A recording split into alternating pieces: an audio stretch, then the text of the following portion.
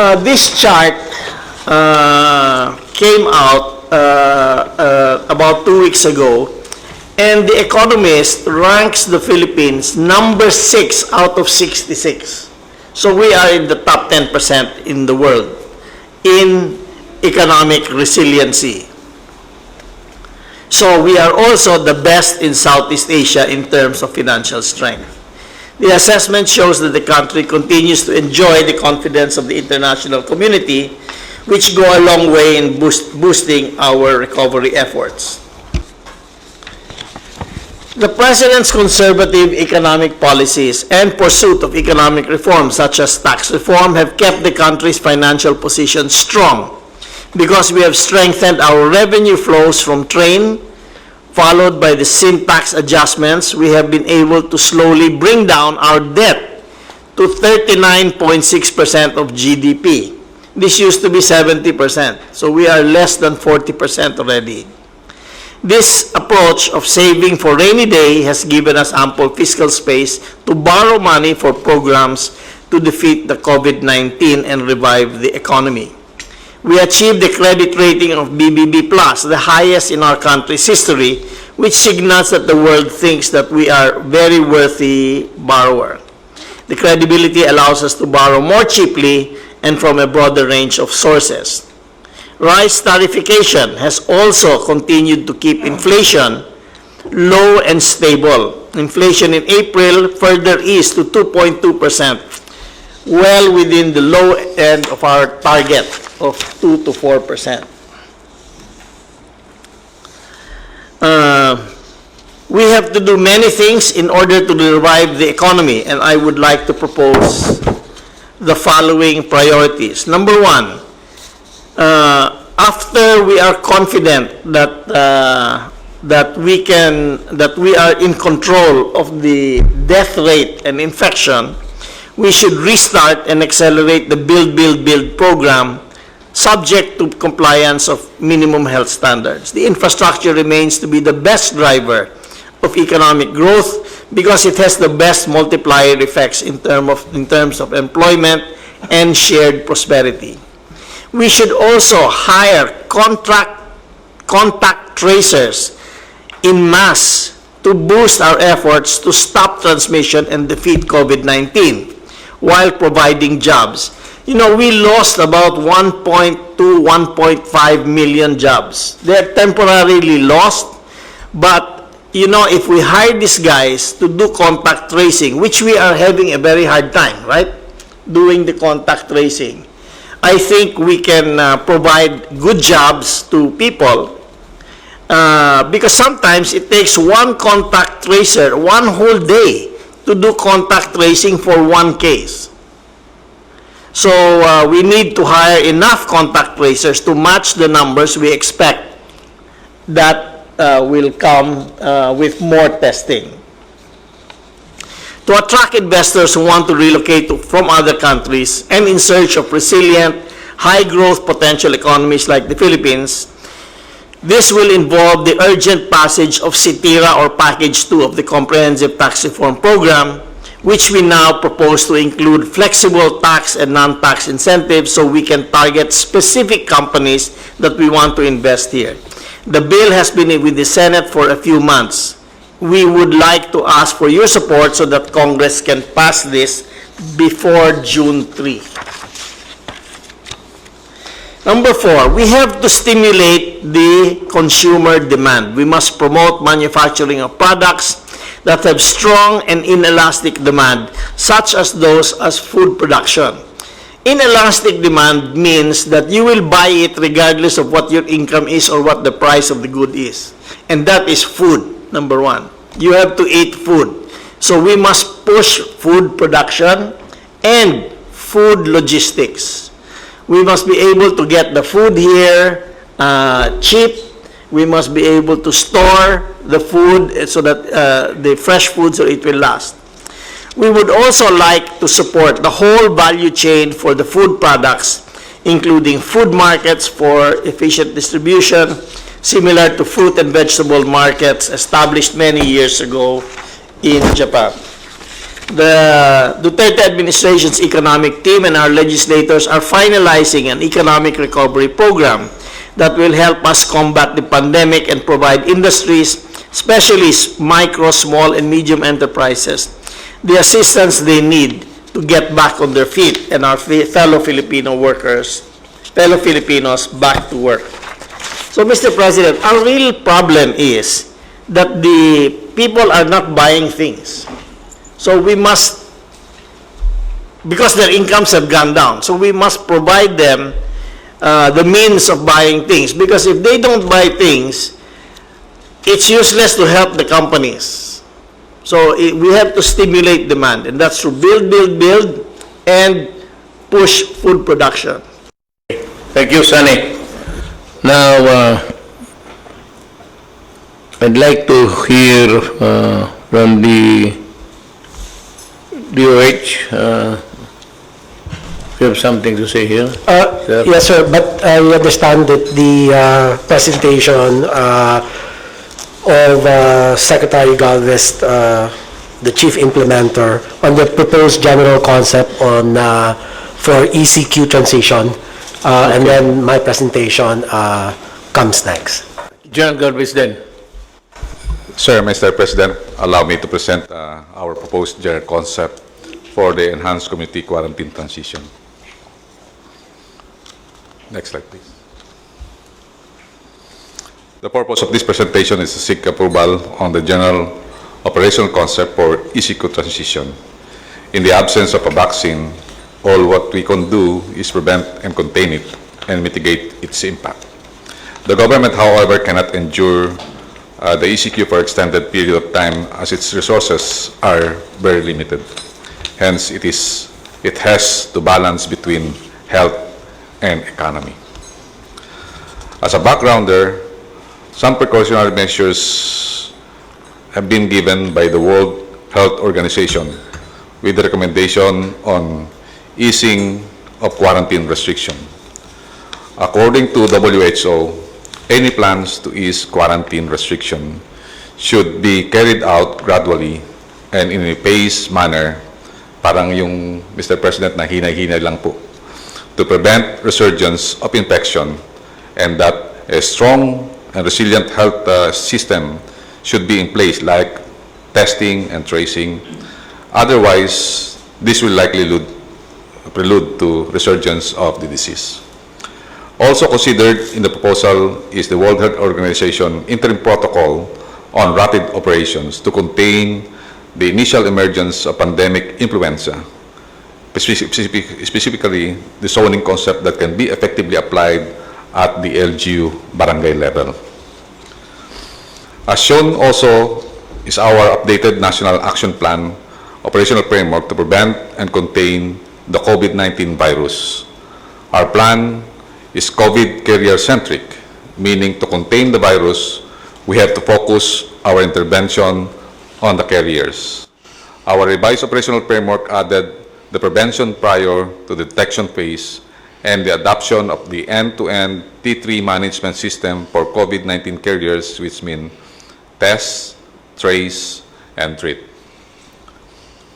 With the prevailing situation, the following were the key consideration. Next slide, please. In coming up with the general operational concept for ECQ transition.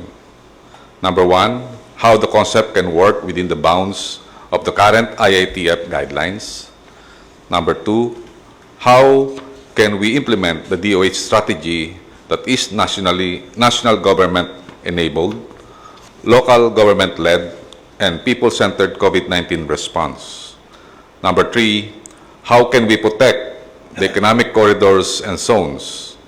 Number four, how can we protect and sustain the gains of the current ECQ that we imposed since March 16? Also, aside from the doubling time as consideration in determining what areas to be placed on ECQ, we also include the granular data of incidence rate and attack rate by barangay, municipality, and city.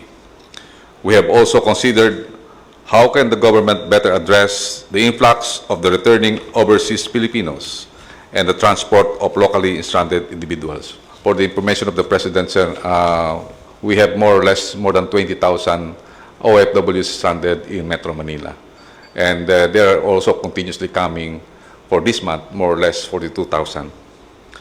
And lastly, how can the government apply the economy of force on areas that have no record of COVID cases and relocate forces and resources with massive concentration on the critical areas that direly needs government action? Sir, one question. Itong opening limited movement which we allow the public to maybe enjoy the freedom of movement, kailangan ho natin itong maintindihan ng lahat. Have we communicated to the common man itself na ito yung mga tao, ito yung pwede, ito yung hindi? Or would you rather that the presidential spokesman would do it for us? Siya nang isa-isahin na lang naman yung siguro ito. And para to make sure that everybody is heard, or at least he knows where he belongs to, dito sa category of not being allowed and allowed, have this published or sa PTV4. So, ilagay lahat doon kung sino. Then, of course, with your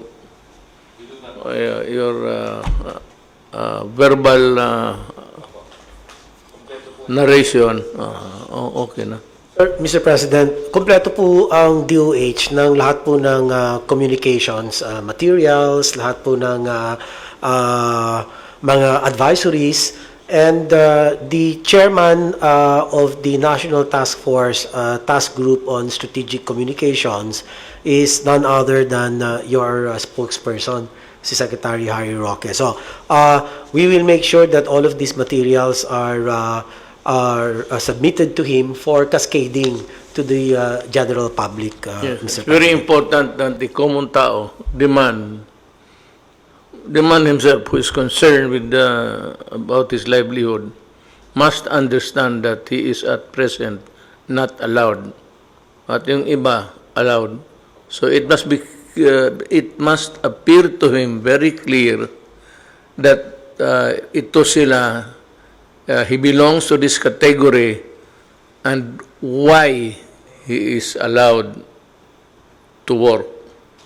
At ito namang mga why they cannot be allowed to mix again with the outside world. Mga kababayan, magandang gabi sa inyo lahat. Napag-usapan ho dito lahat kung ano ang gawin. Now, these things are not really very clear to you because it was brought up in a matter of discussion. Out of a discussion, things were decided. So, although nakasulat na, it was put on the table to be decided upon. But most of the recommendations by the top guns of itong inatasan natin, General Galvez, General Anyo, si DOH, si Defense Secretary Lorenzana, Sani, at makita naman ninyo, kung makinig kayong mabuti, dahan-dahan, then you'd understand. But anyway, yung hindi ninyo naintindihan, yung mga taong pwedeng lumabas at pwedeng hindi lumabas, hanggang dyan lang muna kayo.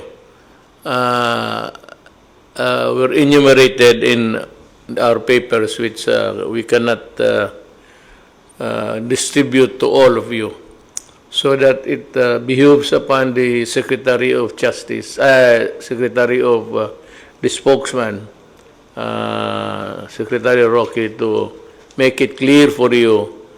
Ang blackboard niya is PTB4. He will be using that government facility to convey the message of what has been decided tonight.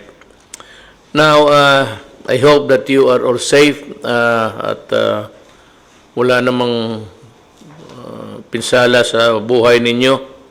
I pray and I greet all the mothers belatedly, though Happy Mother's Day. At yung mga nanay na nawalaan ng mga anak fighting COVID, doing the highest, the noble endeavor that one can do in this world is to serve your fellow men. You have our kind thoughts and prayers. At saka masabi ko sa inyo na you know, you live and die in this world, that's for sure. But to have been given the chance to serve your fellow men before going to the universal sky is something which you should be proud of. Lahat naman namamatay. Pero kung ginawa nila, it's something, bayon ang bao nila sa kanilang universal identity, that they did something for their fellow men. Anyway, also I remember my mother, Soledad. She was a very good mother to me. Look what happened. Naging presidente tuloy ako. Nawala yung disiplina niya sa akin. My God, kung paluhurin ako noon sa altar.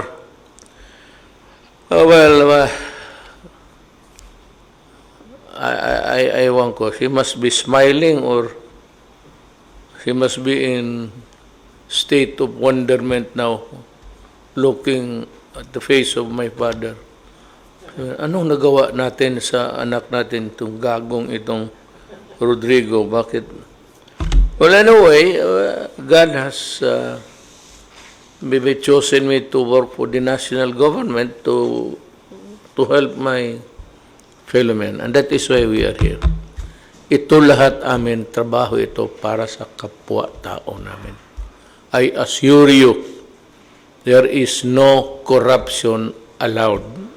Kung meron man makalusot. Kung makalusot kapag nahuli ka, sorry ka na lang.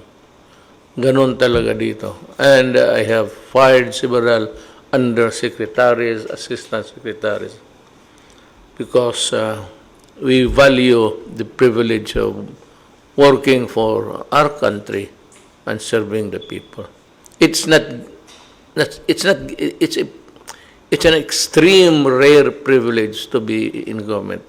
Not all are given the chance to be here deciding what is good for your neighbor. Yung lockdown, they will explain that to you thoroughly by Secretary Roque. At mayroon tayong mga tawag niyang new normal. Ganito for those who would be allowed to go out and work, and for those na hindi pa talaga pwede, remember na itong the easing up of the restrictions, hindi yan sabihin na wala na ang COVID. Just because we allowed certain people, dahan-dahan lang sa para walang hindi tayo madapa, dahan-dahan lang. Because we cannot afford a second or third wave na mangyari. Ito yung mabagong mahawa na naman at rarami na naman dahil nga sa mayroon tayong rules na hindi sinunod.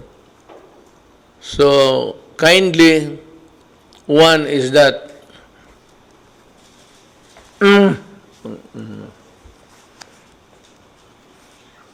do not go out of your house without a mask. That is a must. Must comply. Tatapikin ka ng pulis. Hindi ka naman ulihin. Pero makakaya sabihin sa'yo, tumabi ka muna. Wala kang mask. Where's your mask? Kung wala kang mask, you in danger na ipapasubo mo yung kaharap mo. Hindi ikaw. Kung gusto mo mamatay, okay lang. Pero yung kaharap mo, hindi pa niya panahon. Tapos mamatay lang sa just because you do not want to comply. Kaya ako nag-comply ngayon lang. Kasi then the social distancing. Ito yung new life. Until such time na meron ng vaccine. Meron mga medisina but not vaccine. So, ganun yun. Sundin lang ninyo yan, importante masyado. Whether you are really allowed to go out or not, if you are out, wear a mask. It is a must also. Kailangan. Ha? Ngayon, kung wala ka naman talagang gawin, COVID is very lethal. Huwag ka talagang magsugal dyan sa COVID kasi pag tinamaan ka, it can go either way. Punta ka sa punerarya o matulog ka sa bahay ninyo. Matulog ka sa punerarya, hindi ka nagigising. Kunin ka na doon para sunugin. At saka walang punerarya ngayon, pag namatay ka, COVID, because the whole of your body is already crawling with germs, diretso ka sa, hindi ka malang mayakap ng, yung mga anak mo, asawa mo, hindi mo mayakap. Kasi hindi ka na mayakapin, kasi kung yan naman magka-COVID. So yan ang masakit dyan. Kayo, but take it from your sa binigyan ninyo ng trabaho dito sa national government. Kumbaga ako yung wag na lang yung parang mayor na lang kasi parang ano lang tayo, city council. You just address me as mayor, mas komportable ako. Yung mayor na mismo nagsasabi na sa inyo na gawin ninyo to kasi makatulong ito para sa atin. Huwag mong gawin yan kasi haharutin mo ang mga kapwa mo tao na hindi pa nila panahon. May mga lugar na will remain sa lockdown, may contagion, maraming rate of infection, may magpasok ng gano'n tapos tignan nila ng mga doktor, mga health authority, tignan nila ang rate of hawa. Gaano kabilis ang hawa? Yan. Pag malaki yan, sarado yan. At gagamutin kayo or you go to the hospital. Bantayan ninyo kasi yung hospital, kasi yung kama na dadalhin ninyo, 5 na ang patay doon. Ikaw yung pang-anim kung hindi ka talaga magsunod ng batas. Ay, totoo lang. The injunctions given by government, yung anong masalita na wag, ito gawin mo, ito wag mong gawin. It is intended for your protection. But if you get COVID, dalhin ka sa ospital. Yung hospital, yung kama ibigay sa iyo, kalilinis lang kasi 1 hour before may namatay doon. Ikaw na naman ang papalit. So, pang-anim ka. Ay, kung gusto mo yan, ganun. Hindi ko kayo tinatakot. Yung sabihin, yan ang mangyari sa inyo pag hindi kayo sumunod. Mga precautionary measures. Yan. Simple mo lang ang hinihingi ng gobyerno. Kung wala ka mang negosyo, lalo na yung mga anak ninyo, walang klase, Wala, hindi pa ako nagka-announce ng ano. I do not believe in that sa June. We have to decide by yung task force. It cannot be. Wala pang klase. Kayong mga estudyante, makinig kayo. Kung sabihin ko sa inyo na hanggang Disyembre walang klase, anong gawin ninyo ngayon? Sige, talon, pati palakpak. Hanggang Disyembre, walang klase. Ay po, tatapos sabihin naman ng mga tao, gago itong Duterte na ito, hindi niya kaya yung COVID. Umalis ka na dyan. Again, Secretary Doki will also go on air together with Secretary Roque. Doki Roque. Yeah, baka magkamali ka. Doki is the Roque is the okay, pero okay.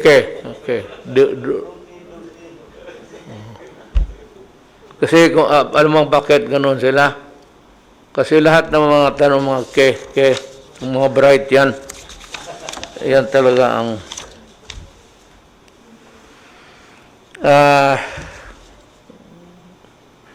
yung mga sa sunod na I had a nightmare, not only an experience in the distribution of the SAP.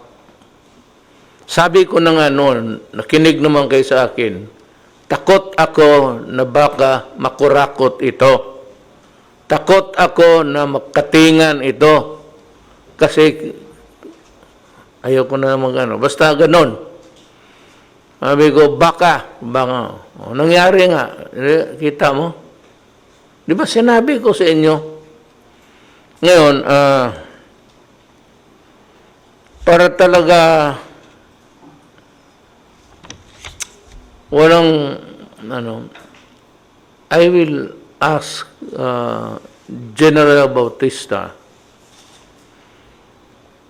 to use solely ang kanilang full charge sa DSWD. Alam ko walang tao. Ang order ko sa kanya, kanina nung nag-meeting kami, na he will request na kapwa niya sundalo noon, retired na. That's why he's with the cabinet. Na magpatulong siya sa armed forces pag-distribute ng pera. I have nothing against male sa mga lalaki.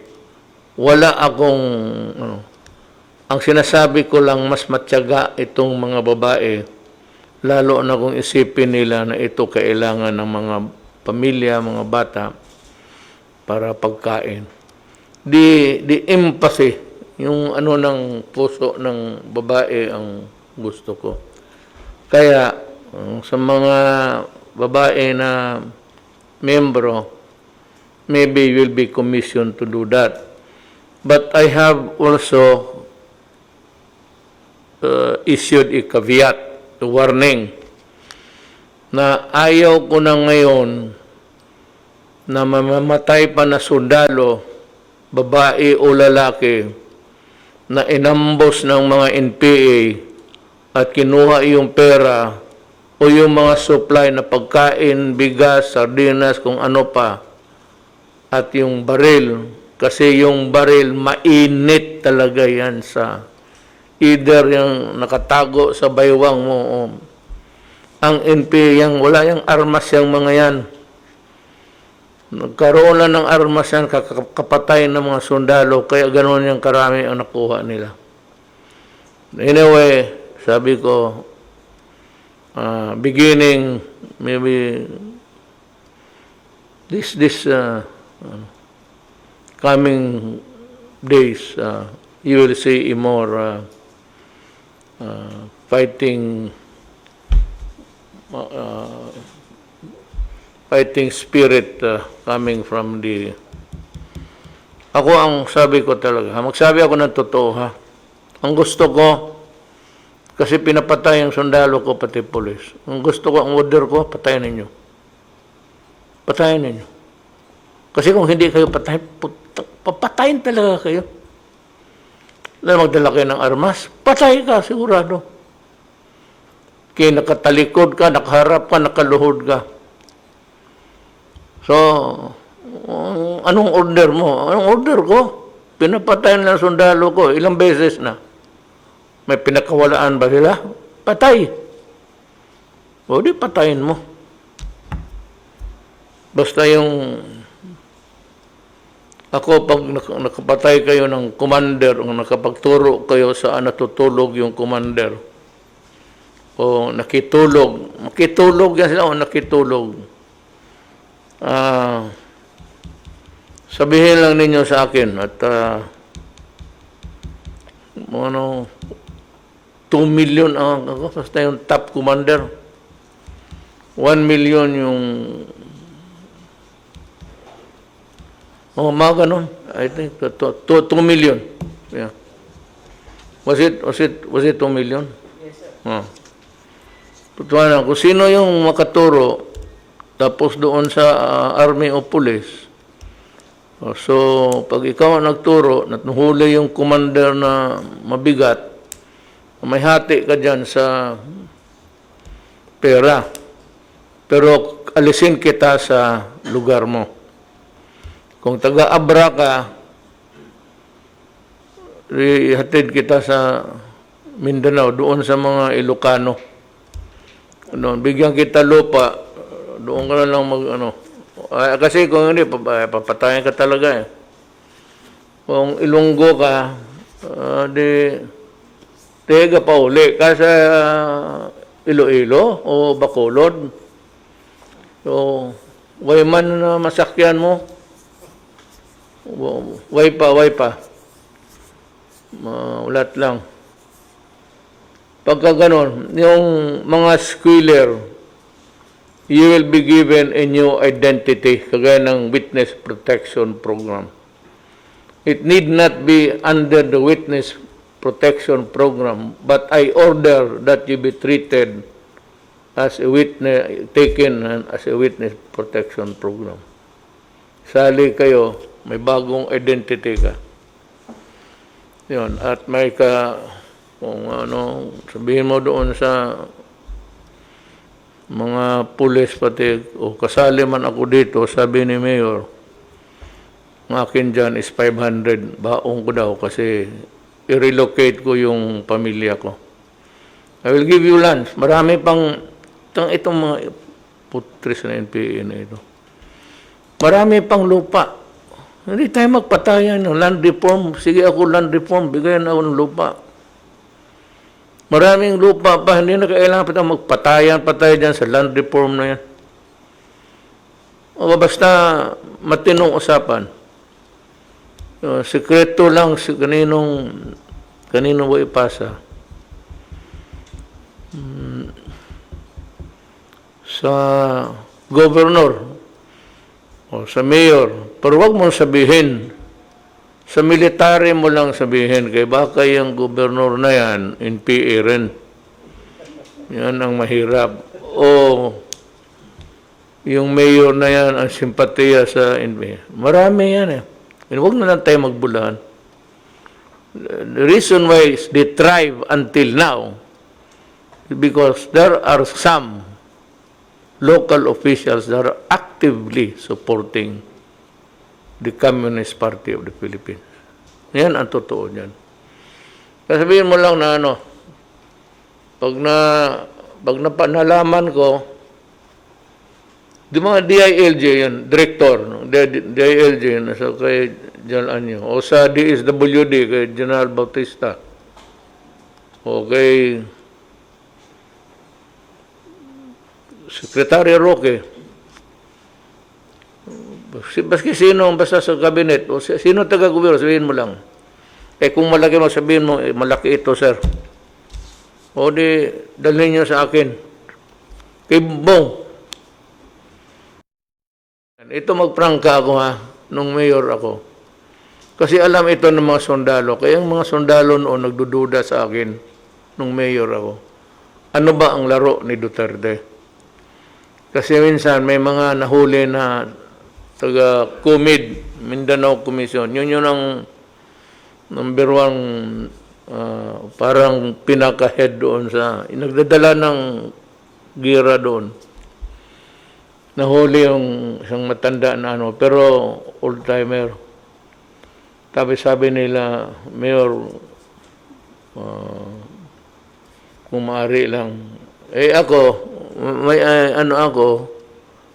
trabaho ko, pag may nahuli sundalo, kinukuha ko rin sa bukid. Pupunta lang ako sa bukid. General Anyo, hindi kami kilala yan. Si Delphin, noon. Pupunta lang ako po, nagkikipag-usap ako ng NPA. So, yung lahat na sundalo na bihag o mga government officials, ako ang kumukuha.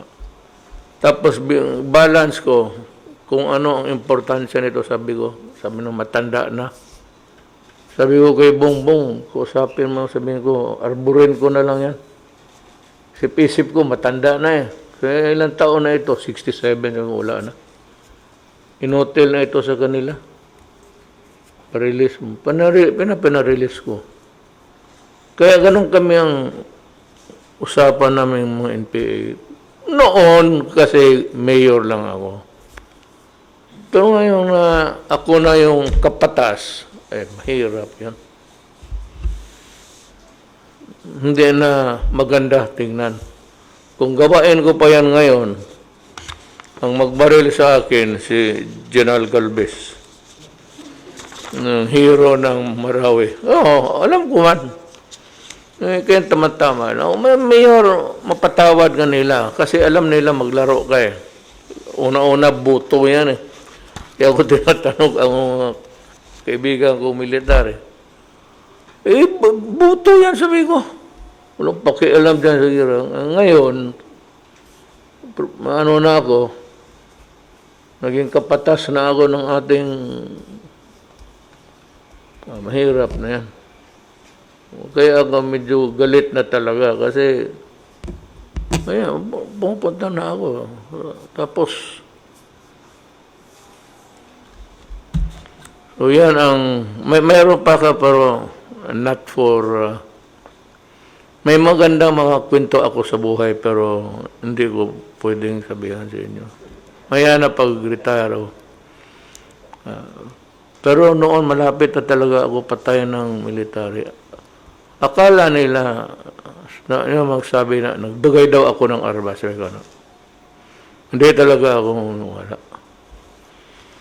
Pero kay Bongbong, medisina, pagkain. Alam mo, may isang sikreto pa dito, sabihin ko sa inyo. Ito ginawa ko talaga. Yung si Parago, yung hero doon sa Mindanao, talagang nung namatayo, nagbabaan 50,000 sa bukid, nakilibing. Ako, namatay sa inkwentro sa NPA. Sabi ng NPA, Mayor, si Parago namatay, saan namin dalhin? Buang punerarya. Tapos sabi niya, sino magbayad? Baba, sino bang magbayad? Sabi niya, wala mang iba, Mayor, ikaw man. So, ako ang nagbayad. Sino ba? Ikaw ba yun, sir? Yes, sir. Pumunta tayo. Sabi ko, pakita natin sa NPA. Ikaw yun, no? Yes, sir. Commander ka ba? Division commander ka? Division commander ka. Sabi ko, pakita natin sa mga tao. Si Parago ang number 1. Pinaka-top sa buong Mindanao. Namatay. Pakita tayo na gusto talaga natin, ang gusto ko talaga ipakita na gusto ko makipag-ariglo. Dala-dala ko yung sino?